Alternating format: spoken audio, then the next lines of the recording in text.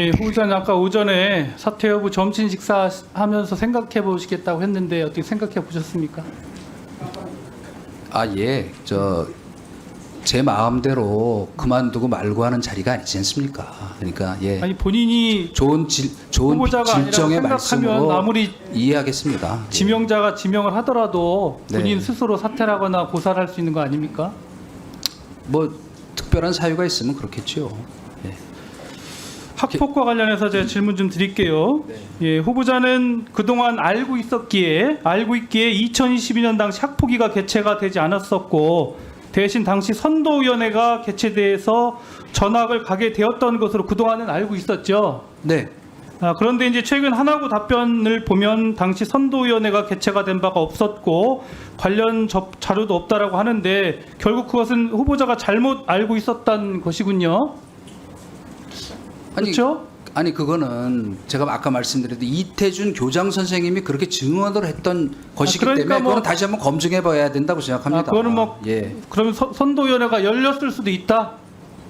저는 모르죠. 예, 제가 열렸는지 안 열렸는지 제 예, 알겠습니다. 어떻게 알겠습니까? 네, 후보자님 학교 폭력 사안의 경우에 네. 2012년상의 법상으로는 학교 폭력이 발생한 경우에는 그걸 뭐 임의적으로 열고 말고가 아니라 학교폭력대책위원회가 필수적으로 개최되어야 했지만 당시에 어쨌든 개최가 되지 않았습니다. 그리고 대신 선도위원회가 열린 것으로 알고 있었다고 주장을 하시는데요. 본래 선도위원회라는 것은 이런 학교폭력 사안이 아니라 예를 들어 학생이 학교에서 뭐 담배를 폈다거나 뭐 도둑을 뭐 물건을 훔쳤다거나 그런 경우에 선도위원회가 열리는 것이지 학교폭력 사안으로는 선도위원회가 개최가 되지 않습니다.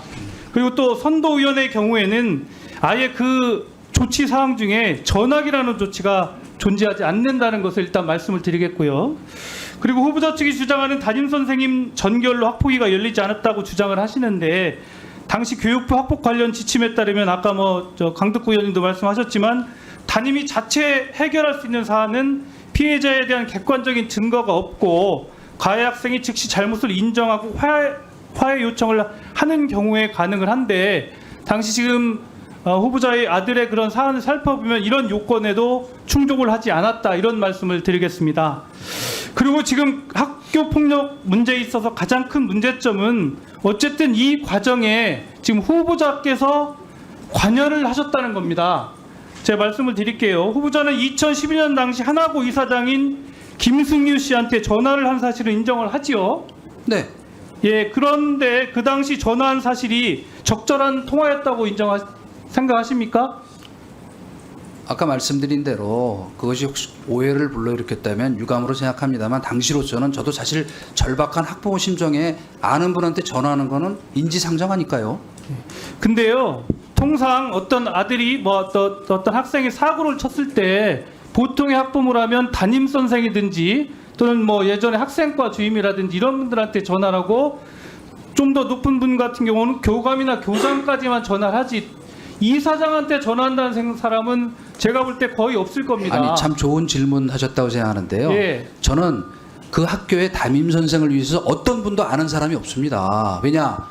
바로 제가 뭐 보통 사람이 아닌 것이 아니란 말씀이 아니고 자칫 전화 잘못했다가 제가 만약에 이런 부탁을 담임 선생님이나 당시 상담 교사한테 했다면 어떻게 됐을까요?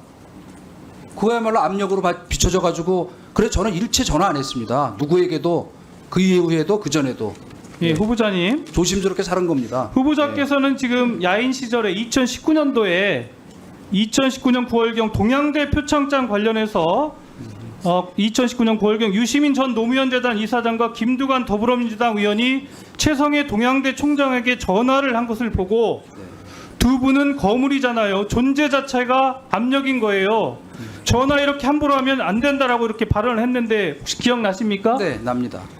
저는 이 발언을 지금 후보자님한테 해드리고 싶습니다. 당시 후보자님께서는 2011년도 말까지 청와대 대변인, 홍보수석 그리고 언론특별보좌관을 하셨고 또 2012년도에는 19대 국회의원 선거에서 종로구 경선 후보로 뛰고 계셨습니다. 그리고 그 전에는 알고 계시다시피 원조 핵관 왕수석으로 영향력을 컸는데 이런 상태에서 이렇게 김승유 이사장한테 전화를 했다는 것은 것은 그만큼 큰 압력을 가한 것으로 저는